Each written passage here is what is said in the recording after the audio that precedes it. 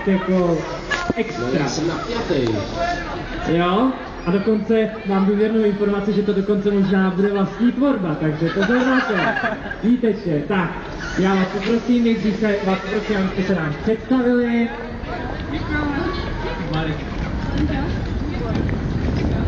To je takových jmen, kdo si tohle zapamatovat.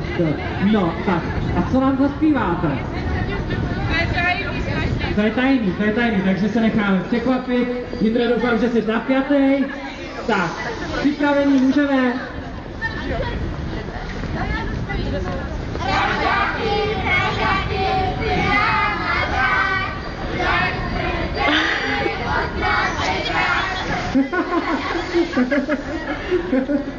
Doufám, že ti to potěšilo, škoda, že tam u sebe nikoho nemáš.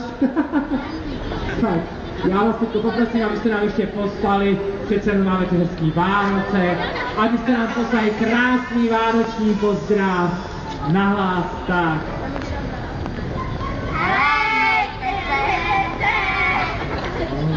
A teď nějaký hezký vánoční pozdrav. Nevím, já jsem to neslyšela. Stačí veselé Vánoce, šťastný nový rok. Pojďte, ale upřímně, se srdíčkem. A šťastný nový rok nebude.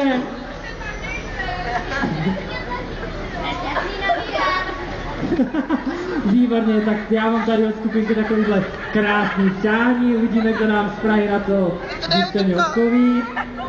Tak.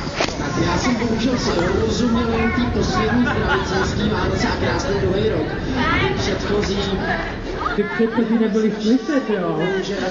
Tak zkusíme to zopakovat. Ale bylo to sprostý.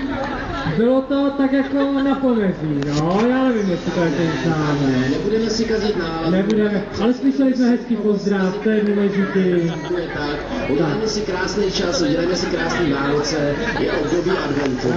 Ale děkujeme, ale i přes krásný Vánoce. Já vás předám tady